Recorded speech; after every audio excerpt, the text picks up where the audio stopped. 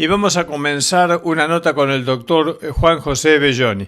Al comienzo hablábamos de su papá, bueno, se va a dar cuenta cómo comienza la charla, y luego el desarrollo de una nota que hicimos en 2009.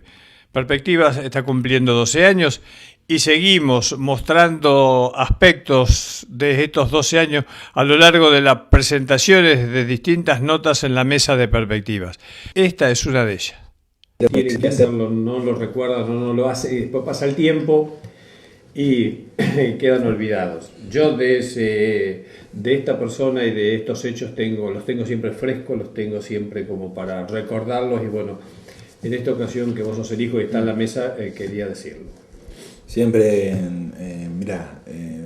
la gente que lo ha tratado, que lo ha conocido, siempre me comunica lo mismo que vos me decís. Y yo creo que el mejor homenaje que le pueden hacer es recordarlo. Más allá de las placas, los monumentos y esas cosas, son para otra cosa. Pero las amistades, la hombría de bien y que te lo transmitan es un buen homenaje, porque es lo que pasa de generación en generación y lo que uno transmitimos a nuestros hijos, el orgullo de llevar el apellido, siempre, los rasgos físicos. Sí, y siempre tenía la particularidad de quedarse, por ahí te tardaba en atender 5 minutos porque atendía bien al que estaba antes que vos, y a vos también te dedicaba 5 o 10 minutos finales para charlar de cualquier otro tema, además del puntual, y darte ese grado de amistad que no se pierde, ese grado de amistad que crece. Pero además en las decisiones, yo voy a esto, que tomaba en su vida, eran de una serenidad y de una condición, o sea, de un estado de conciencia tan medido, que realmente vale la pena que uno lo destaque. Así que, más allá de que lo haga porque sos el hijo, de paso viene bien el programa para que mucha gente que se acuerda de Juan Belloni, padre, y bueno, tenga también el mejor recuerdo. Es válido, siempre es válido. El recuerdo es muy importante. Yo siempre que algo que destaco con mi papá es el compromiso más allá de todo, ¿sí? Mi padre era un tipo comprometido, y con lo que comprometía era hasta el final. Sí, es cierto, por eso digo. Y ese grado de compromiso, sí, yo creo que es una virtud que se ha perdido incluso en las generaciones posteriores a él. Sí. En mí, yo no tengo ni un tercio de la convicción que tenía mi padre para las ideas, y eso yo creo que también es un mal de nuestra sociedad, que nadie se compromete con las instituciones, nadie se compromete con lo que piensa, nadie se compromete con lo que realmente con la palabra empeñada. Por eso uno ante los pioneros, ante la gente que tiene ideas, ante la gente que tiene convicciones, yo siempre planteo, y lo que trato de hacer en mi vida personal es que a esas personas, por más que yo esté en desacuerdo de lo que hagan, porque creo que haya cosas que se puedan hacer mejor, nunca los critico, ¿sí? Si tengo que hacer algo, aporto ideas nuevas o sin descalificar, porque esa gente, siempre los que tienen convicciones, los que tienen proyectos, por más que sean contrario a lo que uno piensa, siempre tiene que respetarlos, porque están defendiendo una idea. Si todos defendiéramos nuestras ideas y las tratáramos de poner en práctica, muchos de los males que nos quejan a la sociedad no los tendríamos. Entonces, la participación es uno de los pilares del cambio en esta sociedad. Y si no empezamos a participar, si no podemos hacer participación constructiva, de aportar ideas, de no discutir a las personas, sino discutir las ideas, creo que vamos por mal camino. Mi padre era un hombre de convicciones, ¿sí? Buenas o malas. Yo muchas veces cuando era chico disentía de un montón de cosas que él pensaba, que ahora obviamente que no las disiento, creo que las pensaba adecuadamente, claro. Pero siempre fue un tipo que tuvo esa convicción de ir más allá de todo.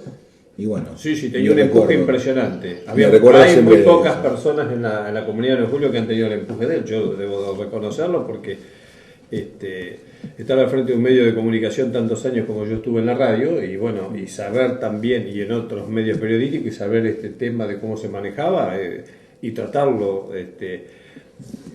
fluidamente, tengo una imagen muy clara de este tema. Así que bueno, este fue un poco dicho sea de paso que hablé de la radio, también cumplió años, 36 lleva ya de estar en el aire, el T33, y unos cuantos en septiembre justamente también cumple 89.9, o sea, en la FM.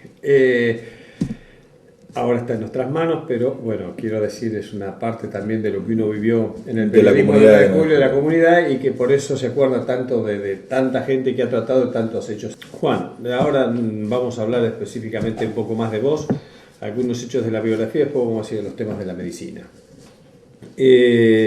Me dijiste, estudiaste en la Escuela de Comercio. Exactamente. ¿Los mismos compañeros de la primaria siguieron hasta ahí? Muchos de compañeros siguieron de secundaria, ya después empezaron a aparecer los amigos de la vida, y que son los que comparto hasta el día de hoy. Sí, sí. Que eso no interesaba qué colegio iban ni nada, sino que eran... Sí, sí, por supuesto, uno va gente con las mismas creciendo y va conociendo gente de forma permanente. Bueno, ¿y cómo te fue en la carrera de medicina? Bien, conocí las virtudes y las no virtudes de la Universidad de Buenos Aires, pero no estudiaría en otra universidad que no fuera la Universidad de Buenos Aires. ¿Sí? Espero que mis hijos tengan el mismo pensamiento que yo, porque la Universidad de Buenos Aires me preparó no solamente para ejercer la medicina, sino me preparó para la vida. El sentir y esta vida y vivir en la Argentina es todo un aprendizaje, ¿sí? Continuo. Un aprendizaje continuo. La Universidad de Buenos Aires me enseñó a que uno más uno nunca es dos, ¿sí? Uno puede ser el mejor alumno, pero si uno no aprende a moverse en el medio, no aprende a socializar, a un montón de cosas, uno no progresa, ¿sí? Y saber que hay cosas que son inevitables, ¿sí? Yo siempre... Que se pueden cambiar, pero que no se cambian, entonces son un poco inevitables. En mi vida estudiantil, ¿sí? Nunca recibí un aplauso, ¿sí? Hasta que entré a la Universidad de Buenos Aires. Y me bocharon en una sola materia. Es una anécdota porque fue una materia que ni siquiera tuve la oportunidad de rendirla. Me bocharon por la cara, ¿sí? Yo nunca creí que eso existiera. ¿Discriminación? ¿Sí?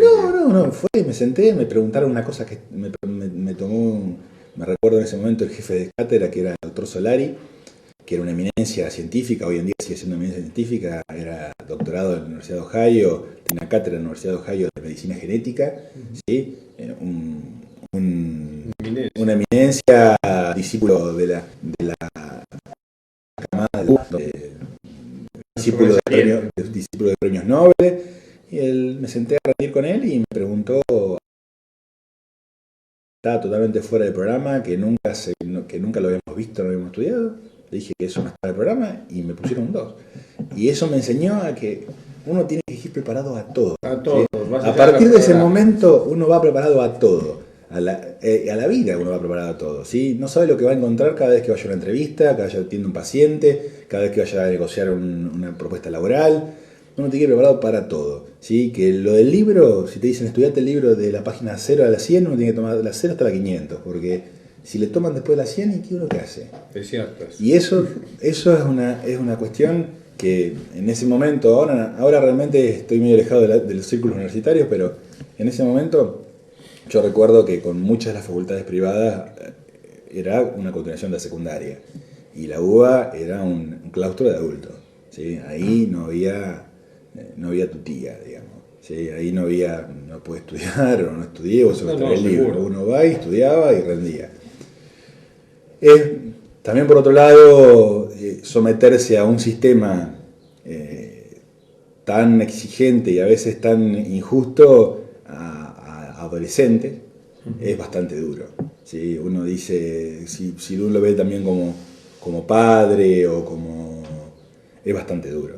Pero bueno, la vida cotidiana nuestra y en un país como este es dura todos los días. Entonces yo creo que si uno cuando más joven lo aprenda, más posibilidades tiene de triunfar.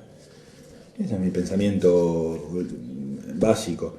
Hay que reconocer que hay universidades no estatales, privadas, que tienen un altísimo nivel académico y un alto nivel de exigencia, pero la realidad es que muchas veces están vetadas por el costo económico para estudiar, ¿sí? Y la Argentina no tiene un sistema de becas real como tienen las universidades de otro lado, la universidad del primer mundo, donde los estudiantes reales acceden a los estudios. Entonces es muy difícil acceder a las universidades que tienen un alto nivel académico en Argentina. En medicina, las universidades, las real universidades que tienen un alto nivel académico son extremadamente caras. Además del costo de estudiar medicina, sí, obviamente. Sí. Por supuesto, no es una carrera barata ni mucho barata, menos. Exacto. La especialidad. Y mi especialización la hice, yo rendí, no sé si la gente está al tanto de cómo es el sistema de educación de posgrado. Uno termina la facultad y termina siendo médico, no puede ejercer luego de ejercer la facultad. Tiene que hacer lo que se llama mínimamente una residencia o concurrir a un sitio, una concurrencia, que es una educación de posgrado.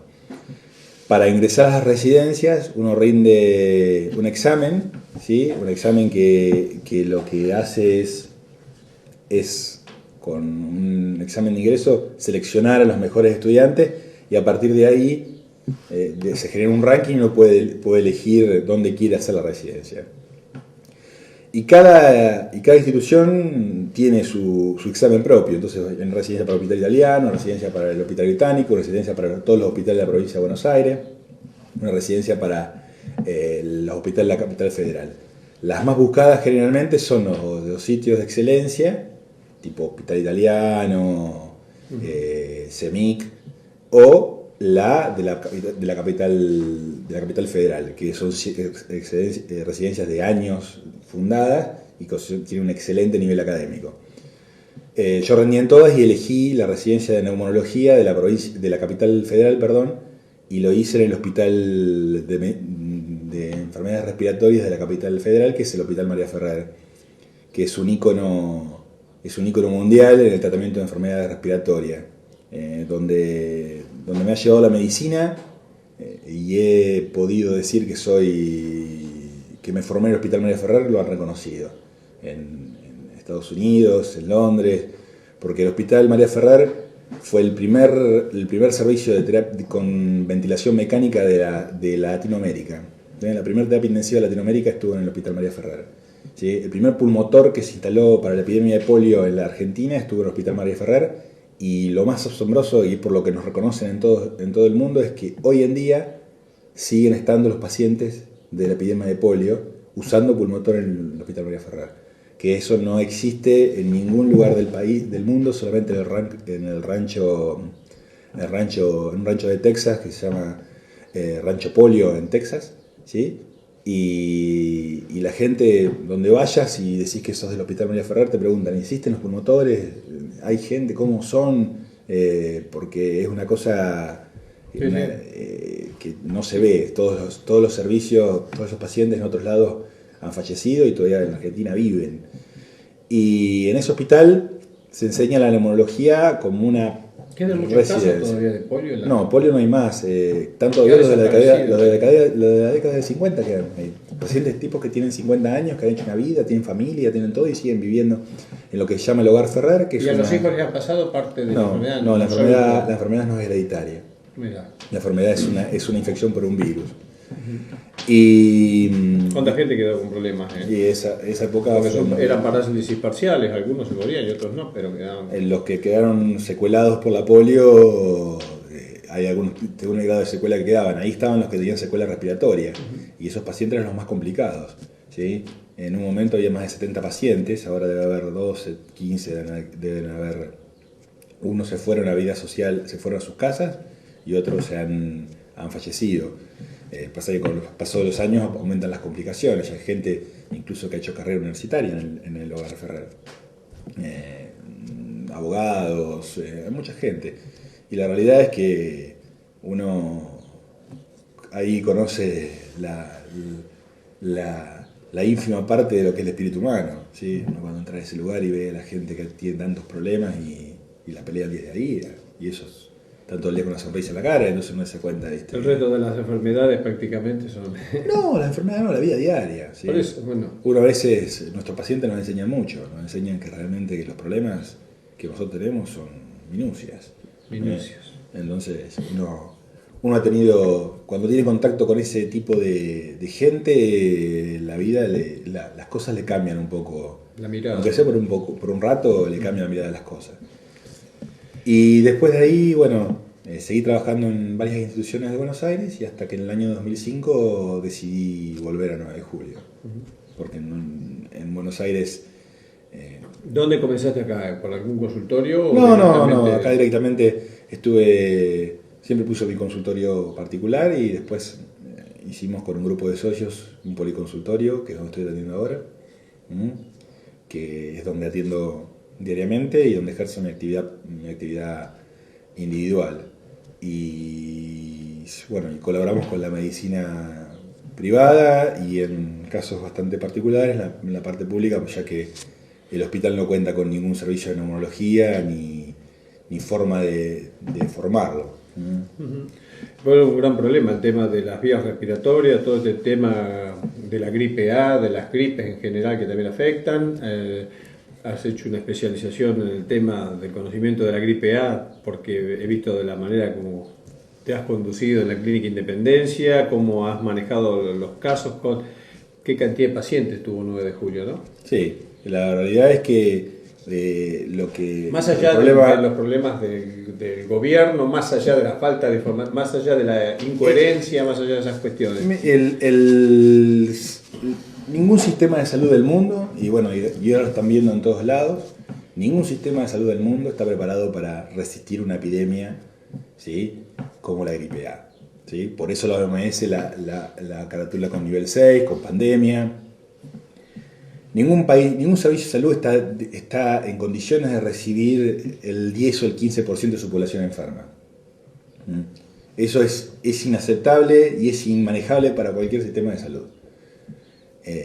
Si eso lo sumamos a un sistema de salud obsoleto como es el argentino, ¿sí?, totalmente desarticulado, desorganizado y falto de insumo, y lo peor de todo, falta muchas veces recurso humano, porque son pocos los médicos, en los médicos especializados incluso en tratar esto, son pocos los recursos humanos, totalmente desarticulado.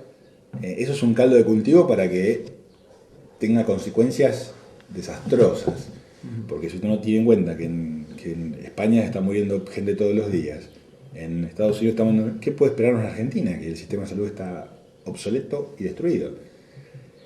Lamentablemente uno siempre tiene que ser muy cuidadoso, y más en una ciudad como 9 de Julio, donde todos nos conocemos, en evaluar este tipo de cosas. Porque uno puede hacer una evaluación positiva de la pandemia de gripe, pero nunca se puede olvidar de que hubo gente que perdió familiares en 9 de julio. Gente que para esos la gripe fue el 100% de mortalidad y no se le puede decir que todo fue excelente y que todo anduvo bien y que todo estuvo perfecto. Entonces, por respeto a esa gente, siempre uno tiene que tratar de parcializar los datos y decir, bueno, lo que se trató de lograr en 9 de julio es una coordinación, tratar de que los efectores de salud que atendieran a los pacientes más complicados sean los más entrenados.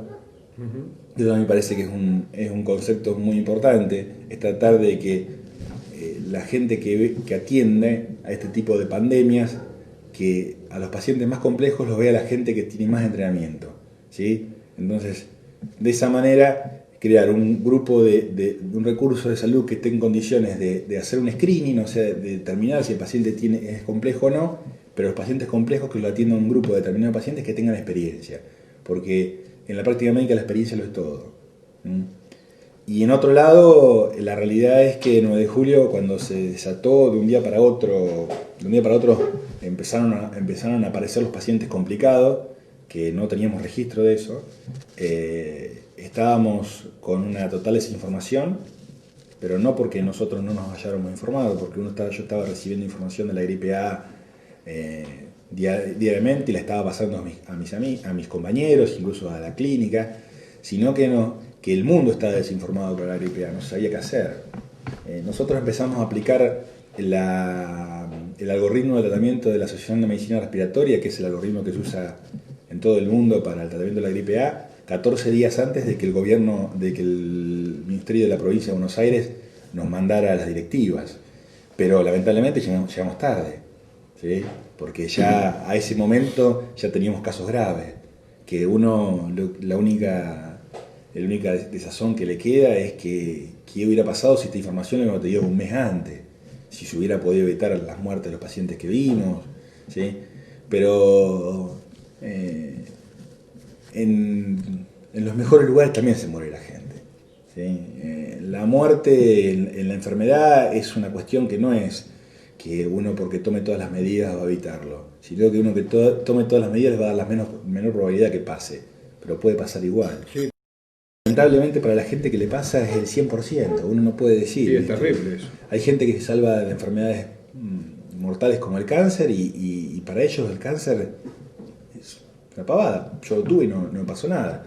Y hay gente que se cae en la calle y se muere, ¿sí? Y conocemos casos de gente que han tenido accidentes domiciliarios tontos y se muere. Entonces, para ellos son el 100% también los accidentes domiciliarios. Entonces,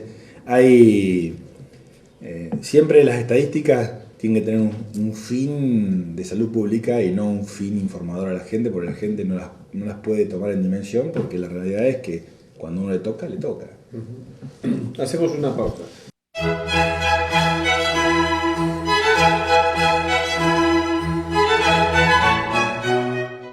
Estábamos hablando de la gripe A. ¿Cómo se manejó el primer caso, uno de los primeros? Acá nosotros empezamos a sospechar que estábamos empezando a ver pacientes con gripe A el 9 de julio, un mes antes de que se iniciara, que después de las elecciones, que fue el momento donde empezó a difundirse más por los medios el tema de la gripe A. Veíamos casos aislados, particularmente vimos un caso muy severo, el cual requirió ventilación mecánica, y que la conducta que tomamos fue totalmente empírica, o sea, fue lo que nosotros pensamos que estaba bien en ese momento, y incluso cuando quisimos tomar los hisopados de la gripe A, hablamos con el Malbrán y el Malbrán nos negó la posibilidad de tomar los hisopados porque el paciente no venía de otro país. Cuando ya en Buenos Aires, yo tenía contacto con mis compañeros de Buenos Aires, en Buenos Aires ya tenían miles de casos autóctonos. Entonces, eso te marca ya desde el vamos el nivel de desarticulación que tenían los entes asistenciales. El paciente, gracias a Dios, evolucionó bien, solamente gracias a que empíricamente tomamos ciertas conductas y que el paciente realmente tuvo un Dios aparte. Porque la realidad es que cuando el virus de la gripe A genera lo que se llama el distrés respiratorio, o sea que compromete la función pulmonar, la medicación no tiene ningún cambio en la mortalidad. O sea, le des o no le des la medicación, se van a morir la misma cantidad de pacientes. Porque ya el problema no es un problema infectológico, sino que es un problema de respuesta inmune del paciente. Entonces, la medicación no cambia en nada el pronóstico en ese caso. Lo que uno más o menos le queda luego de haber vivido esta situación y haber estado viendo a los pacientes es que primariamente se pudo articular alguna respuesta en conjunto con todos los efectores de salud de la ciudad. Que esa respuesta fue bastante efectiva para responder a la demanda de la sociedad. Incluso el 9 de julio se anticipó a Pergamino y se anticipó a otros lugares, a otras ciudades, con las medidas que tomó en forma muy rápida, ¿no? Más allá de las medidas restrictivas, de cierres de locales, que son medidas que uno tiene que discutir en el contexto de lo que ocurre, ¿sí? El solo hecho de convocar a todas las entidades que agrupan la salud para tomar medidas en conjunto habla relativamente que las cosas van a tener más éxito siempre, si uno toma medidas en forma separada. Lo ideal hubiera sido que esto que se generó, este tipo de herramienta para combatir a este problema, se hubiera generado a nivel nacional, donde la gente realmente está dedicada a eso. Entonces uno ve cómo acá nos podemos se esperó reunir. a que pasaran las elecciones y después recién se reaccionó una semana o 15 días después de las elecciones para tomar las medidas urgentes. Entonces uno siempre llega a la misma conclusión, de que para resolver los problemas lo que se necesita son gestos políticos. La maquinaria está, o sea, tiene que haber gente que políticamente decida tomar las cuestiones del toro por las astas, que dé la orden y que las cosas se implementen. Realmente, por un lado, me genera cierto alivio saber que se pueden tomar ese tipo de conductas en una ciudad como 9 de Julio. Y por otro lado, me genera una terrible sensación de malestar, el sentido de decir que estamos librados de azar de lo que nos ocurra y que el Estado Nacional prioriza cuestiones políticas antes que las cuestiones de salud pública. ¿Cómo se soluciona un tema puntual de la salud como es la salud pública, donde uno ve como un hospital que es regional o zonal, vamos a llamarlo mejor, que depende de la provincia y que continúan los paros, el desabastecimiento de elementos, el de medicamentos, ¿cómo se soluciona esto? Por un lado tenemos un Estado Nacional que recauda, por otro lado tenemos una salud totalmente desprotegida. Hay una realidad, sí, hay una realidad. ¿Cuál es la visión como médico? Mi visión, yo voy a decir mi visión como ciudadano, porque como médico realmente estaría cejada por un montón de cosas. Mi visión como ciudadano es que hay una realidad que nos tiene que tocar a todos, ¿sí? Que es la siguiente. ¿Por qué el Estado no hace nada con el hospital público? Porque los que reclaman en el hospital público no son nadie, ¿sí? Los que realmente tienen voz para reclamar no utilizan el hospital público. Los que tienen voz para reclamar no utilizan la salita de primer auxilio, ¿sí? El que utiliza la salita de primer auxilio son gente de bajos recursos, muchas veces con educación escasa, no tiene acceso al trabajo en blanco ni siquiera porque no tiene obra social. Entonces, generalmente esa gente, ¿sí?, es la que hoy está marginada debajo de la línea de pobreza. Entonces, a esa gente nadie la escucha, ¿sí? Y los que tenemos voz y voto para decir algo, ¿sí?, los que tenemos acceso a la información, los que tenemos acceso incluso a la actividad política, ¿sí?, nadie dice nada porque no les interesa.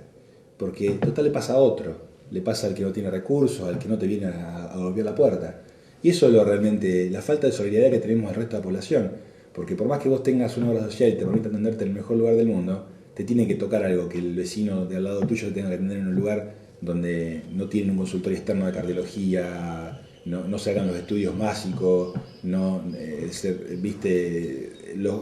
haya nombramientos efectivos para el servicio de pediatría, que no haya un montón de cosas que tienen que ser habituales, cargos, que el recurso humano esté devastado porque los médicos tengan que esperar 10 años para que los nombren, un montón de cosas que hacen a la vida diaria.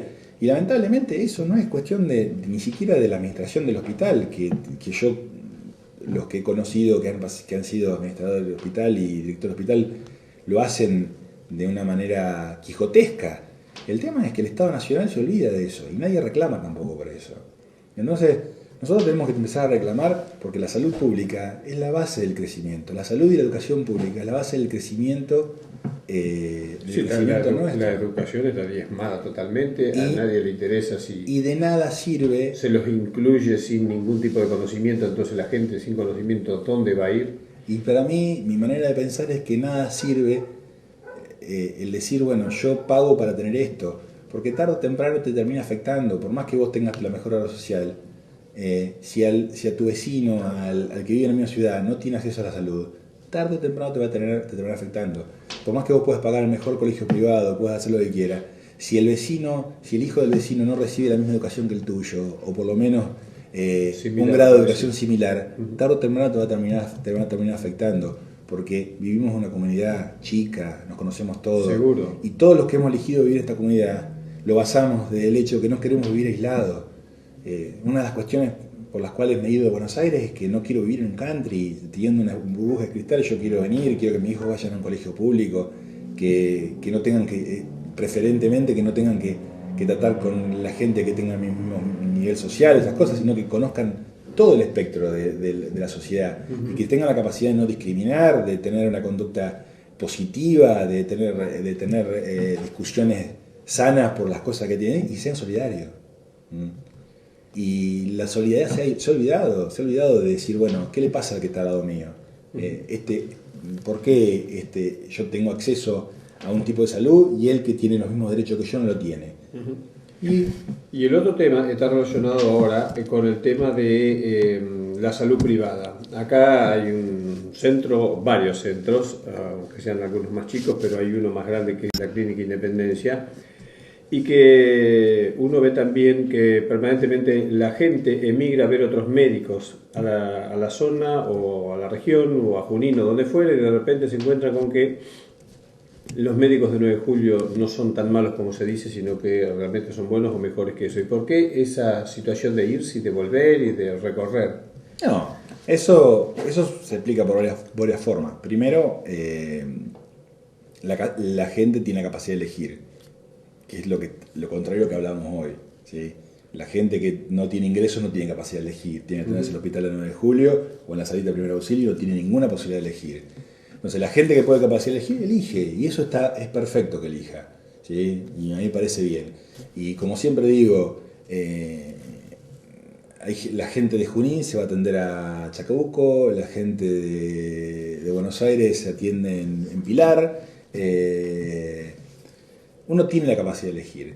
El problema fundamental de la salud privada hoy en día es que son rehenes de un sistema que... Yo como sector privado soy rehén de un sistema que no tengo posibilidades de negociar absolutamente nada, ¿sí? Y todo tipo de negociación van deprimiendo muchas veces la calidad de atención. Porque si hoy tiene que uno ponerse estricto de decir qué honorarios quiere ganar, tiene que cortar toda la obra social y atender particular.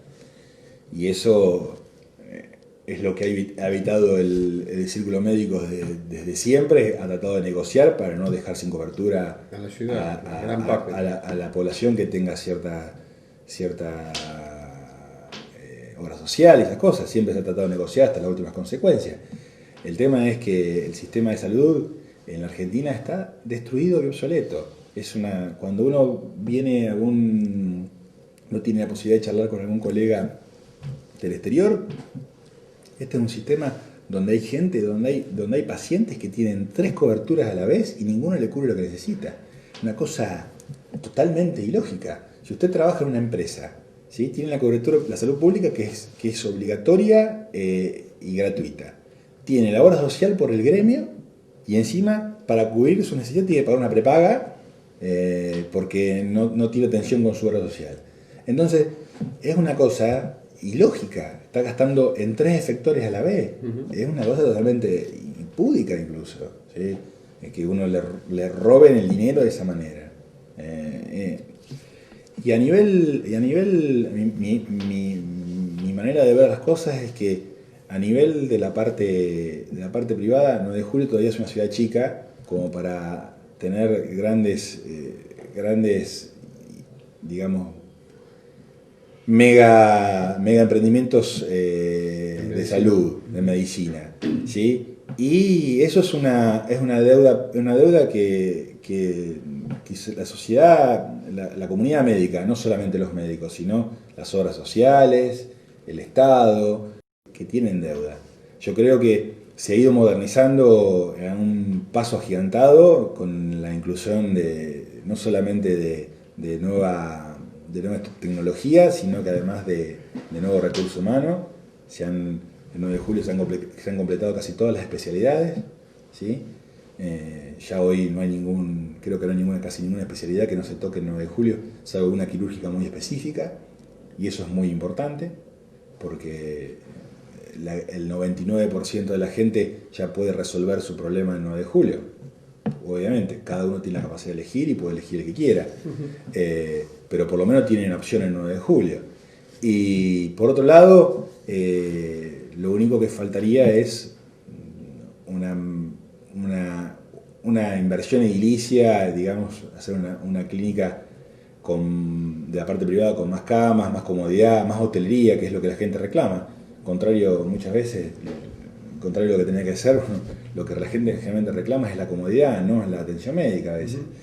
Entonces, creo que ese sería el último punto. Pero yo creo que todavía 9 de julio es una ciudad chica, no tiene un número de gente como para que algún emprendimiento privado pueda realmente hacer una inversión en ese sentido.